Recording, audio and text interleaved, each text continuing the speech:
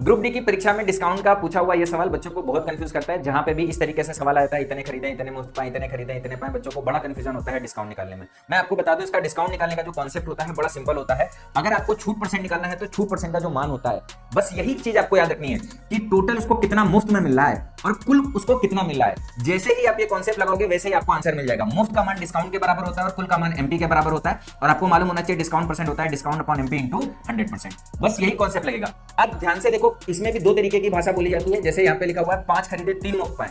इसका मतलब यह है कि अगर कोई आदमी 5 खरीदेगा तो 3 इसको मुफ्त में मिल जाएगा और टोटल इसको कितना मिलेगा, 8 मिलेगा। तो इसको आप इस तरीके से भी लिख सकते हो, 5 खरीदे 8 पाए। दूसरे वाले केस में कह रहा है 5 खरीदे 6 पाए। इसका मतलब क्या है कि अगर आप 5 खरीदोगे तो आपको 6 मिलेगा, लेकिन यहां पर यह नहीं लिखा है 6 मुफ्त पाए। बच्चे कंफ्यूज जाते हैं यहाँ पे 6 पाए का मतलब क्या है। 5 खरीद रहे हैं, 1 मुफ्त मिल रहा है और टोटल कितना मिल रहा है, 6 मिल रहा है। तो इसका मतलब क्या निकल रहा है कि 5 खरीदे 1 मुफ्त पाए। तो आपको दोनों तरीके से सेंटेंस का मतलब निकालने आना चाहिए। अब चाहे ये पूछा जाए चाहे ये पूछा जाए, दोनों से अगर आपको डिस्काउंट निकालना है तो कॉन्सेप्ट एक ही लगेगा। पहले वाले केस में क्या हो जाएगा, मुफ्त हमारे पास में कितना है 3 और टोटल हमारे पास में कितना है 5 3 8, तो 3/8 होता है 37.5% डिस्काउंट हमारा इतना हो जाएगा।